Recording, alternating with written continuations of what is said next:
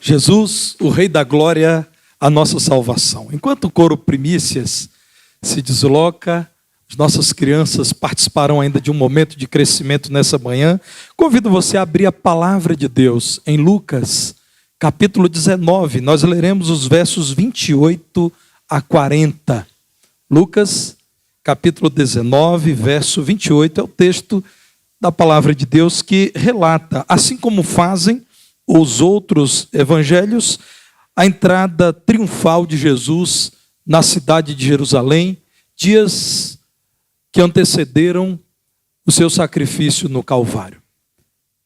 Abra sua Bíblia então, Lucas capítulo 19, verso 28, é o texto que leremos em instantes. Como estamos gratos a Deus, porque nessa manhã podemos ensinar a Escritura, podemos cantar a Escritura, podemos nos animar com todo o ensino da palavra de Deus. Em dias sombrios, o Senhor continuou conduzindo a história e ao final, vitoriosamente, o Senhor foi reconhecido por céus e terra. Como é bom ter você aqui nessa manhã, iniciando a celebração desta semana de Páscoa, a semana da paixão do Senhor. Saiba que nós nos alegramos em compartilhar esta maravilhosa história, a história de Jesus, o Rei da Glória. Vamos ler juntos a palavra de Deus, irmãos? Vamos ficar em pé mais uma vez e depois da leitura os irmãos poderão assentar. Diz-nos assim o texto bíblico. E dito isto, prosseguia Jesus subindo para Jerusalém.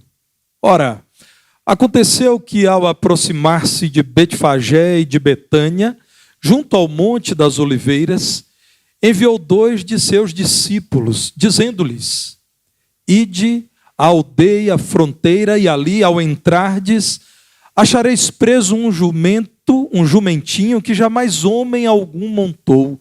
Soltai-o e trazei-o. Se alguém vos perguntar: por que o soltais? Respondereis assim: porque o Senhor precisa dele. E indo os que foram mandados, acharam segundo lhes dissera Jesus. Quando eles estavam soltando o jumentinho, seus donos lhes disseram: por que o soltais? Responderam: porque o Senhor precisa dele. Então o trouxeram e, pondo as suas vestes sobre ele, ajudaram Jesus a montar. Indo ele, estendiam no caminho as suas vestes. E quando se aproximava da descida do Monte das Oliveiras, toda a multidão dos discípulos passou jubilosa a louvar a Deus em alta voz por todos os milagres que tinham visto, dizendo: bendito é o Rei que vem em nome do Senhor, paz no céu e glória nas maiores alturas. Ora, alguns dos fariseus lhe disseram em meio à multidão: mestre, repreende os teus discípulos. Mas ele lhes respondeu: asseguro-vos que se eles se calarem, as próprias pedras clamarão. E todos nós dizemos amém. Pode assentar. Jesus já havia predito a sua morte e ressurreição. Aí mesmo em Lucas, do capítulo anterior, capítulo 18, vejam que está escrito a partir do verso 31. Quando Jesus, tomando consigo os 12 apóstolos, disse-lhes: eis que subimos para Jerusalém, e vai cumprir-se ali tudo quanto está escrito por intermédio dos profetas no tocante ao Filho do Homem. Pois será ele entregue aos gentios, escarnecido, ultrajado e cuspido. E depois de o açoitarem, tirar-lhe-ão a vida, mas ao terceiro dia ressuscitará. Eles, porém, nada compreenderam acerca destas coisas, e o sentido destas palavras era-lhes encoberto, de sorte que não percebiam o que ele dizia. Ainda havia empolgação em demasia. Havia gente esperando que Jesus, ao chegar em Jerusalém, naturalmente tomaria para si o poder temporal, com o seu poder visto em tantos sinais realizados, atrairia muita gente a si, dispersaria os inimigos de Israel, livraria o seu povo do domínio romano e passaria a reinar a partir do templo em Jerusalém. Diz a palavra de Deus que não entenderam. Quando Jesus com clareza disse o que acontecerá, é muito diferente daquilo que muitos de vocês esperam. Eu serei entregue nas mãos de gente ímpia. Serei zombado, escarnecido, vilipendiado, ultrajado. Cuspirão em minha face, me surrarão. E não fiquem desatentos. Tudo isso não será apenas um castigo. Tudo isso será o prenúncio da minha morte, porque morrerei em Jerusalém e ao terceiro dia ressuscitarei. Jesus estava preparando os seus para que não se empolgassem demasiadamente com a entrada em Jerusalém. Jesus, que conhece o coração do homem, sabia. Estavam impressionados com os milagres realizados por ele. Jesus sabia que muita gente teria o momento da entrada em Jerusalém, na descida do Monte das Oliveiras, como sendo o fim de um capítulo em que Jesus, segundo alguns, timidamente se apresentara. Ele agora assumiria, criam muitos, o seu lugar de rei temporal, de senhor da nação. Jesus queria dizer, essa entrada triunfal contrastará com a morte sangrenta do Calvário.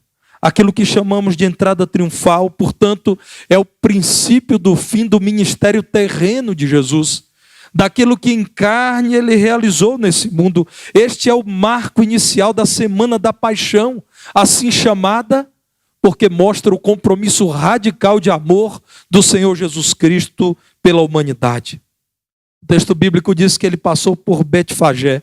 A tradução literal é que Betfagé é a casa dos figos verdes.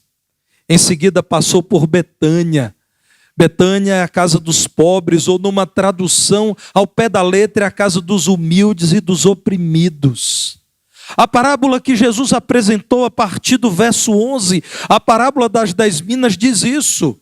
O Senhor, em algum momento, estabelecerá o reino, mas depois virá para cobrar dos seus pequeninos, aquilo que fizeram com tudo que receberam do Senhor. Então o que Jesus está dizendo é, eu estou preparando vocês para um reino que é eterno, e um dia virei para pedir contas de tudo aquilo que tenho entregue nas mãos de vocês. Meus irmãos, olhem para o texto bíblico. A entrada de Jesus em Jerusalém, contrariando o que muita gente dele esperava, não se tornou um evento político, em que ele entraria como um grande líder político. Ele, mais uma vez, fala de si como um mestre das Escrituras, um líder religioso, o Senhor dos céus, agora chegando num jumentinho, e como já foi dito aqui nessa manhã, não em um cavalo cheio de pompas, como era comum entre os reis deste mundo.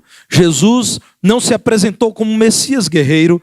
Veja em Lucas 19, no verso 11, quando diz que Jesus apresentou uma parábola, porque chegando em Jerusalém, parecia a muitos que ele iria estabelecer imediatamente o reino de Deus na terra. Jesus então chega humilde, sobre um jumentinho, emprestado por aquele que pode ter sido um discípulo secreto do Senhor. Não sabemos o nome dele. Alguém que também amou a Jesus e aceitou ceder o jumentinho para que o Rei da eternidade entrasse em Jerusalém. Até isso foi planejado, porque Jesus agora apresenta-se não como um líder político, mas como o Messias prometido pelo Senhor ao seu povo. Jesus estava cumprindo a Escritura, subindo para Jerusalém. Ele sabia, era preciso lembrar-se do profeta Zacarias. Veja em sua Bíblia, Zacarias capítulo 9, verso 9. O que diz o profeta da parte de Deus? Zacarias 9, 9. Alegra-te muito, ó filha de Sião. Exulta, ó filha de Jerusalém. Eis aí vem o teu rei, justo e salvador, humilde, montado em jumento, num jumentinho, cria de jumenta. O teu rei vem em Jerusalém. Ele é justo, não precisa encenar uma pretensa justiça dos homens. Ele é o Salvador. Ele não precisa apresentar aquilo que impressiona os homens. O que impressiona é o poder dele para salvar. Vejam que Mateus também se importou da parte de Deus em registrar isso. Mateus 21, versos 4 e 5. Ora, isto aconteceu para se cumprir o que foi dito por intermédio do profeta. Dizei à filha de Sião: eis aí te vem o teu rei humilde, montado em jumento, num jumentinho, cria de animal de carga.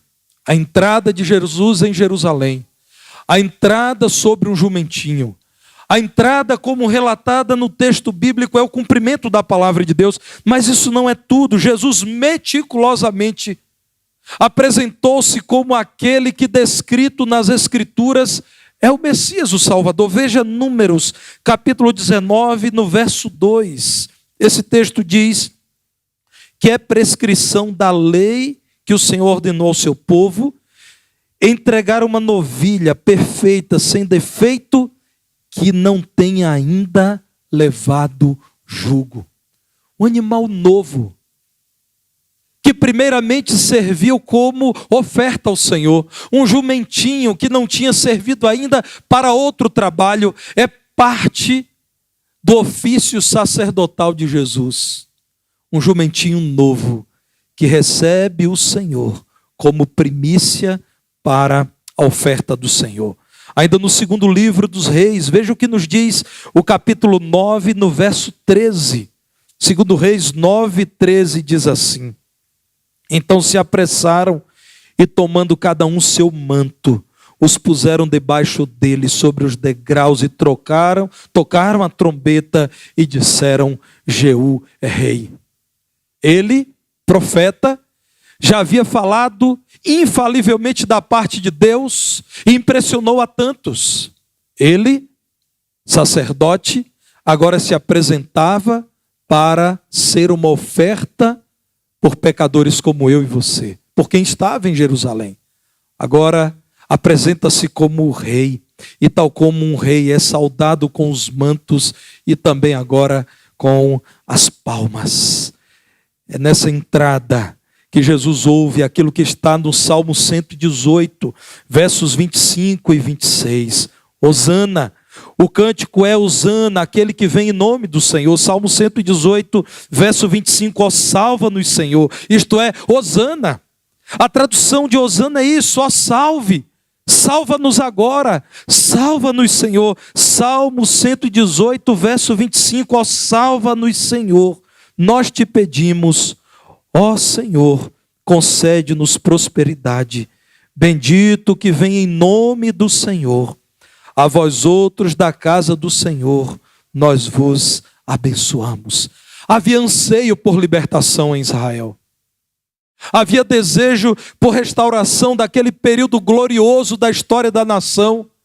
Quantos clamavam dizendo: Hosana, traz de volta a glória do reino de Davi, do período davídico-salomônico. Naquela Páscoa, havia lembrança de que no momento de opressão, de tristeza, de desalento para o povo de Deus no Egito, o Senhor enviou redenção.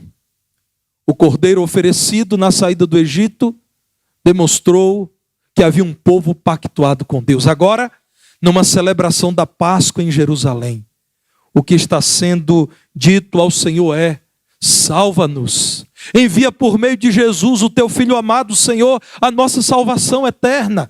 Seja Ele o Cordeiro, por meio do qual firmaremos um pacto novamente com o Senhor, e então seremos chamados de volta aos tempos gloriosos em que tínhamos a aprovação do Senhor nosso Deus. Meus irmãos, a entrada de Jesus em Jerusalém é muito mais do que um marco da glória, da presença, da fama de Jesus. É o cumprimento da palavra de Deus que diz que sim, dos céus a um povo que andava em trevas, a luz brilharia.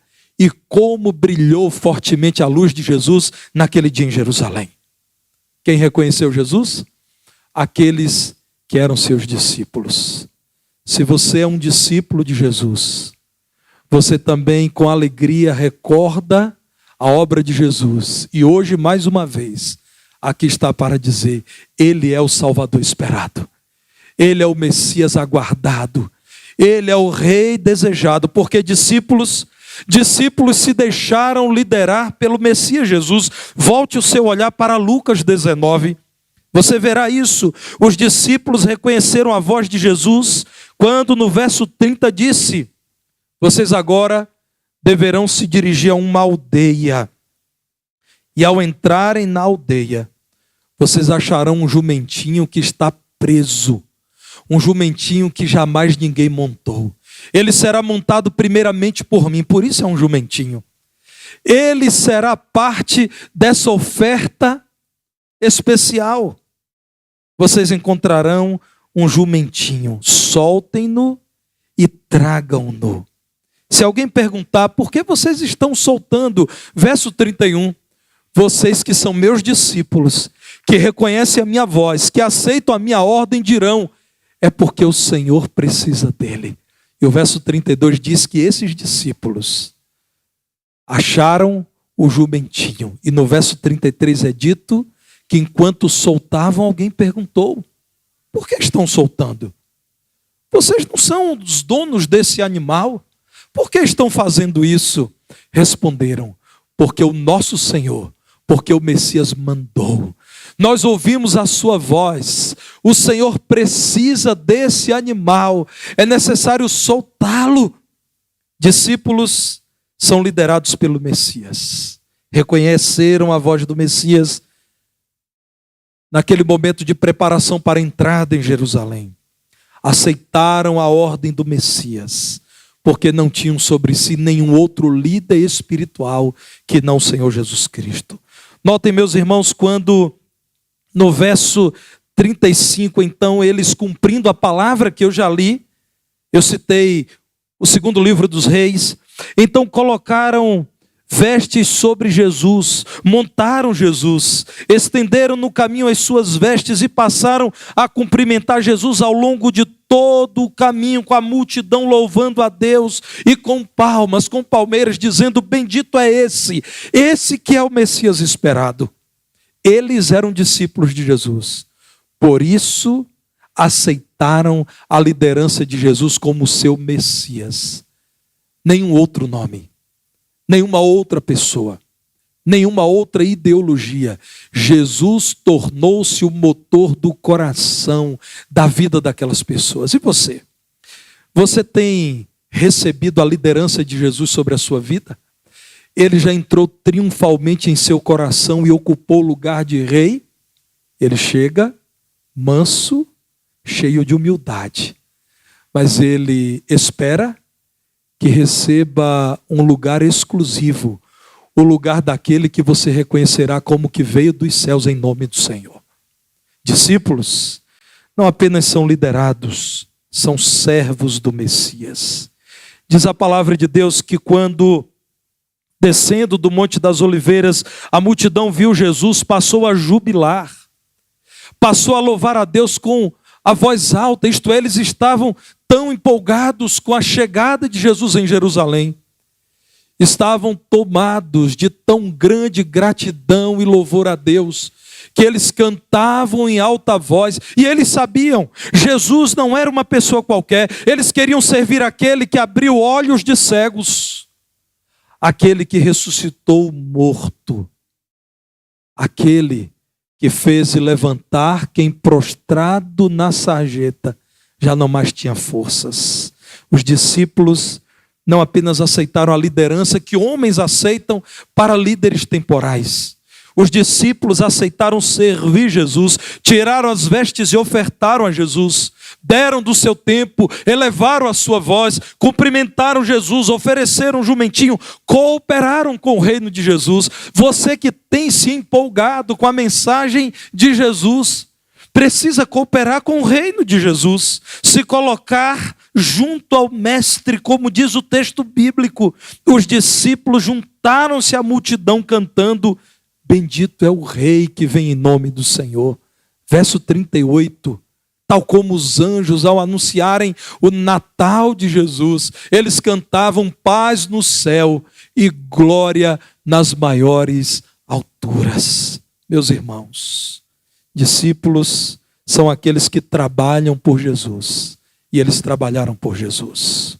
Conta-se que Napoleão, na fase áurea da expansão francesa, ao chegar de uma das batalhas vitorioso, recebido pela multidão que o aplaudia efusivamente em Paris, viu que em meio a tanta empolgação, ainda destacava-se um jovem que era mais empolgado do que qualquer pessoa. Aquele menino vibrava ao olhar para Napoleão, aplaudia, pulava, gritava: este é o nosso grande Napoleão. E Napoleão, parando, olhou para aquele garoto e disse: menino, por que você está tão empolgado? Ele disse: porque o senhor é o grande rei Napoleão, e eu estou podendo te enxergar. E então ele olhou para aquele jovem, Napoleão disse: você acredita mesmo que eu sou um rei vitorioso? E ele disse: sim, claro que sim. Você acredita que venceremos a próxima batalha? E ele disse: sim, claro que sim.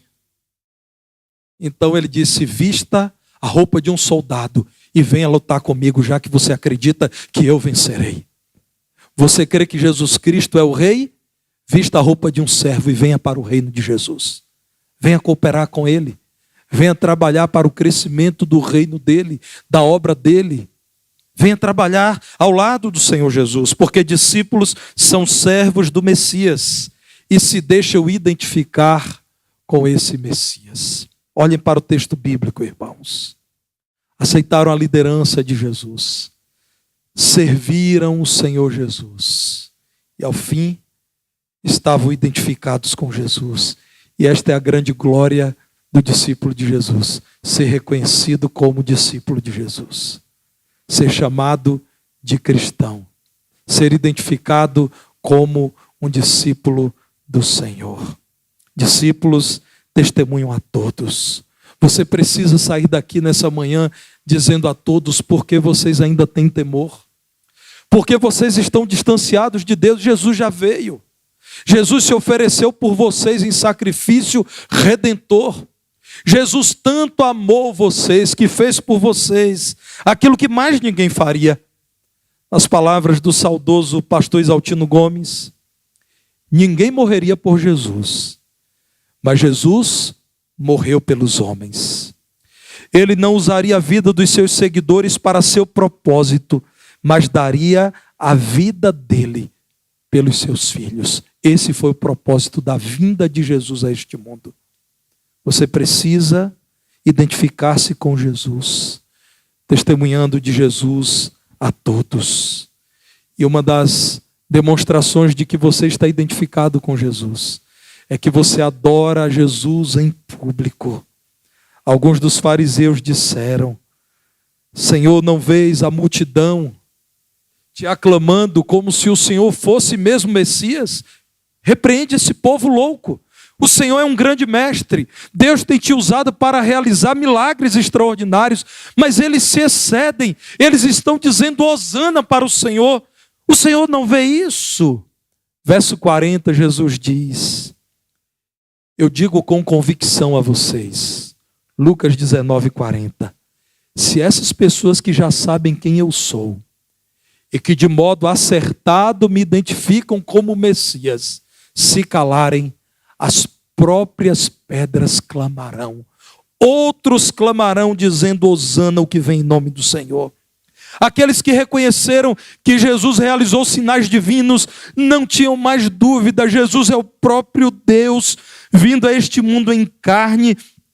Ele é o Messias esperado, Ele é o Rei da Glória. Diz o texto bíblico no verso 37 que a multidão que cantava, bendito é o Rei que vem em nome do Senhor. É a multidão que reconhecia os milagres que tinham visto por obra do poder do Senhor Jesus Cristo. Olhem mais à frente, irmãos. A partir do verso 45, os sinais extraordinários que Jesus continuou realizando, para que os seus verdadeiros discípulos o reconhecessem como Messias, cheio de poder e glória.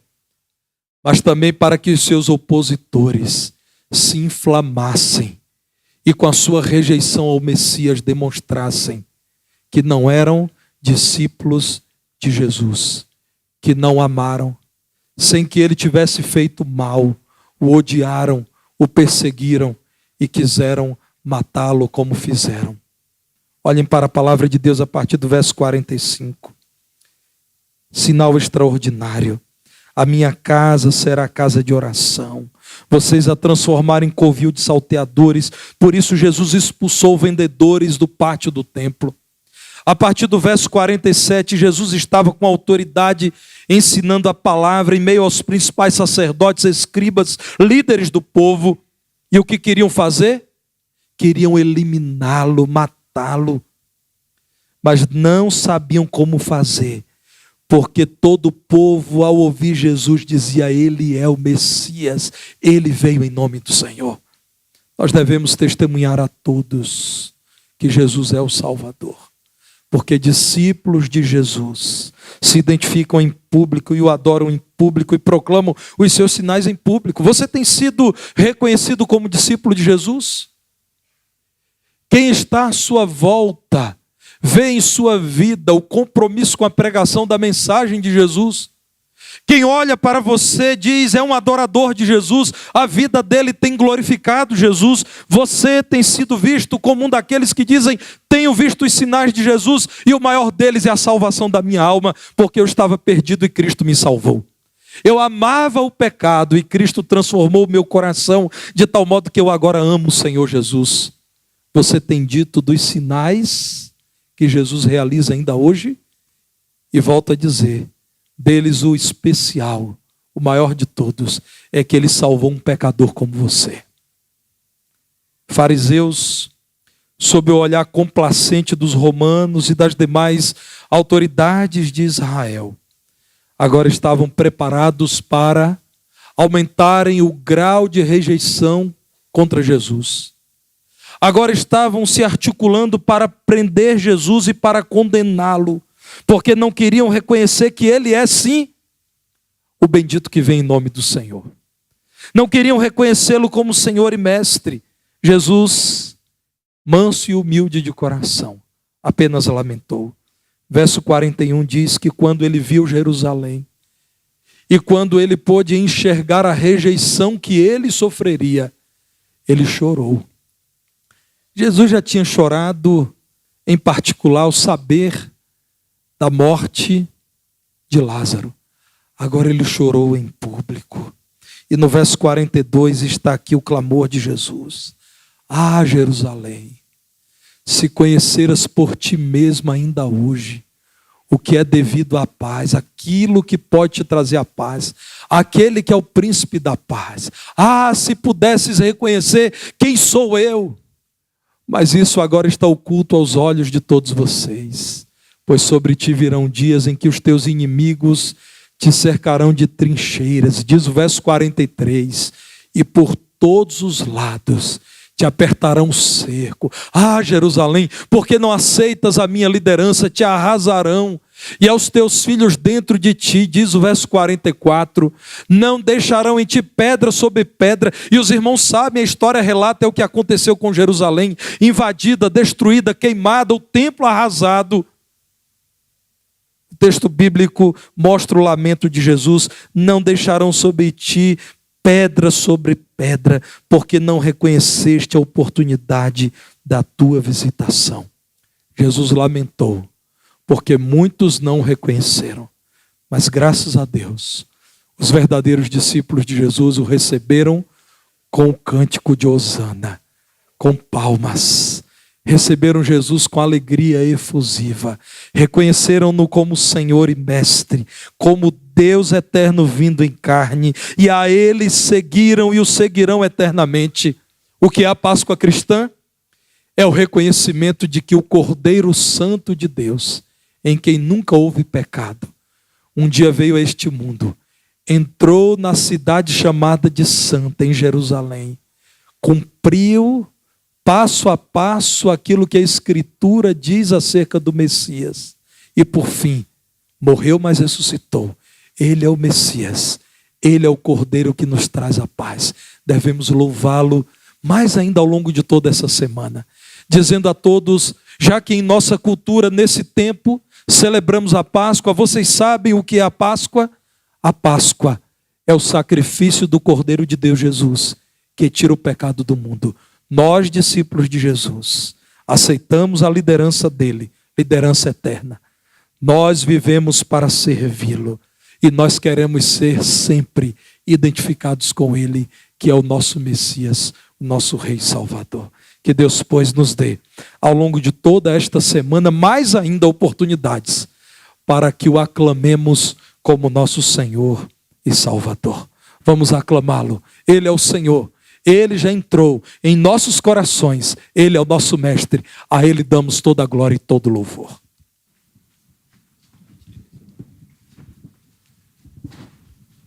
Fiquemos de pé.